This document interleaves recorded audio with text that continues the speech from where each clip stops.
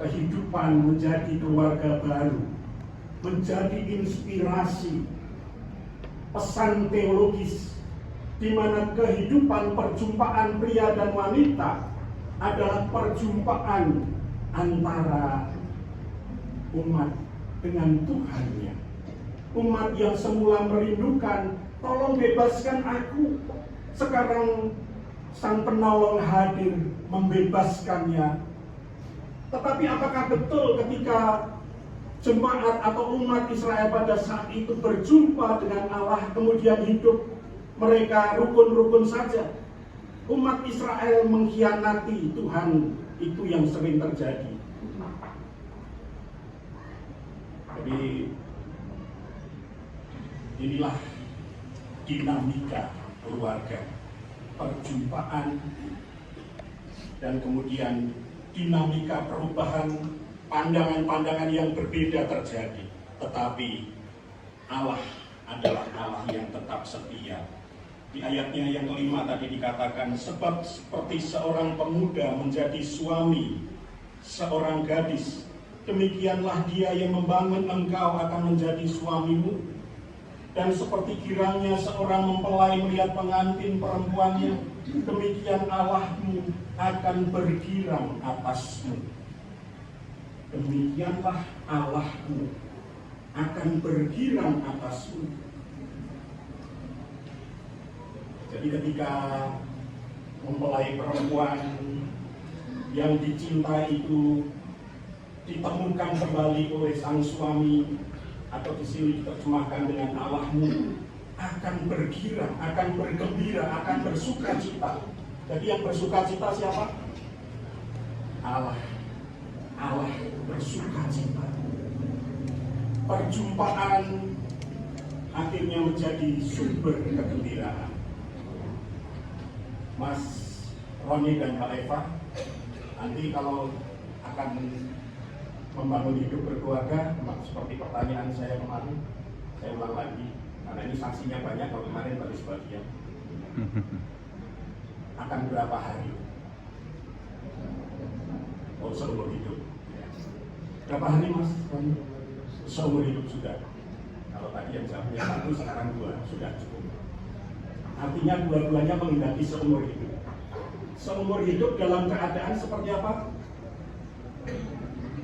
Suka dan duka akan dihadapi bersama. Jadi bukan hanya sukanya saja, tetapi juga dukanya. Jangan aku mau hidup sukanya saja, kalau dukanya kamu aja. Itu artinya belum sepakat. Atau bisa saja nanti sepakat dalam ketidaksepakatan, tapi tetap hidup bersama, itu yang penting. Mbak Eva dan Mas Roni kemarin atau tadi pagi saya sempat menghitung-hitung. Ya. Jadi kelahiran Mas Roni Robertus Domu Mojawa ini 1 Maret 1998. Itu saya lihat ternyata kelahirannya Minggu Kliwon. Minggu Kliwon itu kalau dalam neptu Jawa angkanya paling besar. 8 tambah 5. Jadi kalau Kliwon itu 5, Minggu itu 8. Jadi Minggu Kliwon 8 tambah 5, artinya 13. Nah, Mbak Theophany Krisia Mutiara Seraf, Mbak Eva, ini lahirnya Selasa Kliwon. Ini hitung-hitungannya 6 Selasa itu 6. Kliwon juga, rupanya sama-sama Kliwon. Ini bentukannya di angka Kliwon, Bapak Ibu, atau di hari Kliwon, karena hari Jawa Pon pagi Kliwon lebih pahit, ya. Kalau hari biasa Minggu, Selasa, Senin, Selasa, Rabu, Kamis, Jumat, Sabtu, Minggu, Pon pagi Kliwon lebih pahit. Ya, angka yang paling besar itu Kliwon. Ciri khas Mas Roni yang lahir di Kliwon itu tekun, mandiri, berwibawa. Betul, Mas? Masa begitu? Ini bedanya dengan kelahiran Selasa Kliwon. Saya susah menyampaikannya. Selasa itu pemarah jadi. Mudah-mudahan enggak ya, cocok nggak Mas? Enggak, cocok. Wah. Pencemburu Mas, cocok? Nggak cocok, nggak cocok. Soalnya pemarah, pencemburu, tetapi juga luas pergaulannya. Luas pergaulan cocok. Yang pemarah dan pencemburu mungkin nggak cocok. Tentang kliwonnya sama tadi, pandai berbicara dan bergaul, periang, dan yang positif lagi setia pada janji. Ambisius, sayangnya agak ceroboh kalau milih makanan ya. Tapi makan apa saja mau bayar. Makanan yang sekarang sedang tren itu apa itu yang pedes-pedes itu? Gacoan. Sebelah di gacoan dan apa saja. Mau Mbak? Oh enggak, berarti tidak ceroboh, berarti salah. Ya.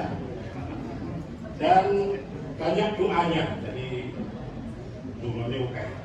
Banyak doanya, permohonan kepada Tuhan banyak, tapi juga agak urakan. Kira-kira benar ya? Urakan itu agak ya apa ya, isi cuek lah pokoknya, bebasnya. Dan juga tambah lagi berbelas kasih dan mendapat simpati. Mudah-mudahan tidak urakan tadi ya. Urakan itu ya. Nanti tanya ya. Kalau tidak tahu apa itu urakan, nanti susah saya menerjemahkannya. Kalau nanti bahasa pasangan kan mudah menerjemahkannya.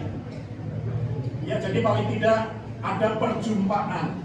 Dan ini bukan hal ini, sayangnya Mas Roni tidak tahu kalau ini neptunya ini kan perhitungan Jawa. Tapi apakah bisa dikenalkan kepada orang NTT atau Sumba? Saya tidak tahu, mudah-mudahan sebagian dia, sebagian tidak. Pokoknya yang jelek-jelek nggak usah, yang baik-baik saja. Inilah perjumpaan dari Sumba dan Jawa. Inilah yang memungkinkan kita membangun Indonesia ke depan. Jadi Indonesia bukan hanya Jawa, Indonesia juga bukan hanya Sumba, tapi Sumba dan Jawa ini telah menjadi Indonesia.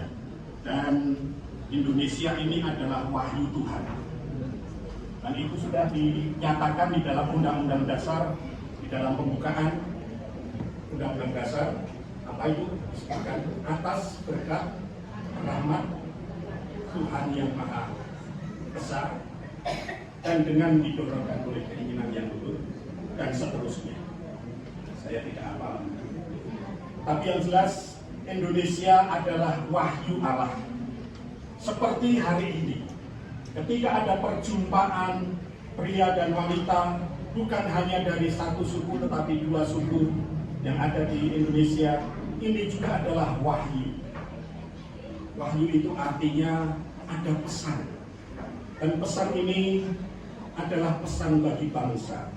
Supaya hidup yang baru ini benar-benar adalah hidup untuk membangun bangsa secara baru. Dan terletak harapan baru kepada Mbak Eva dan Mas Roni. Harapan apa? Mas Roni dan Mbak Eva ke depan, kalau ada orang yang sentimen suku bisa berpesan, saya sebagai keluarga Jawa Sumba, saya tidak sentimen suku. Saya membawa pesan bagi Indonesia. Saya adalah pesan Tuhan bagi Indonesia. Kehadiran sepasang suami dan istri adalah tanda kehadiran, tanda harapan. Bangsa ini akan menemukan kegembiraannya di dalam perbedaan. Dan perbedaan itu ini telah diperjumpakan. Dan saya kira ini akan menjadi langkah ke depan. Kalau kemarin pesannya perlu saya ulang hari ini. Yang pertama akan melalui masa bulan madu. Yang kedua bulan padu. Yang ketiga bulan padu. Ya. Bulan madu ya paling lama 2 tahun lah, paling lama. Nanti langsung masuk krisis.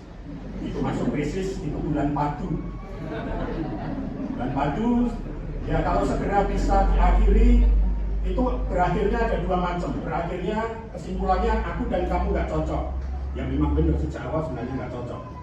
Antara rindu dicocok-cocokkan dan itu masuk dalam bulan madu masih cocok saja. Tapi ketika masuk dalam bulan madu, bulan padu, nanti ternyata kamu dan aku nggak cocok. Kalau begitu, selesai. Itu keputusan pertama. Keputusan yang kedua, oh ternyata kamu dan aku memang nggak cocok. Kamu banyak yang kurang. Tetapi aku punya kelebihan bisa untuk kamu. Ini tahap ketiga, tahap bulan padu. Ketika kemudian masing-masing menemukan, oh ternyata kamu yang selama ini aku harapkan berubah dari kekurangan-kekurangan supaya bisa kekurangan-kekurangan itu tertutupi, ternyata tidak tertutupi. Itu artinya itu panggilan bagiku untuk mencintaimu. Masuk dalam kekurangan-kekurangan, menambahkan apa yang ada. Kalau keputusan itu yang diambil, maka itulah tahap bulan padu. Jadi bulan madu, bulan padu, bulan padu. Kemudian bisa menjadi kelompok paduan suara.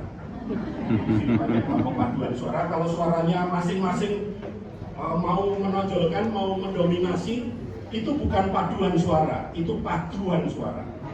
Jadi suaranya padu, gelut di dalam pokoknya siapa yang merasa diri suaranya paling keras, yaitulah suara yang paling dominan.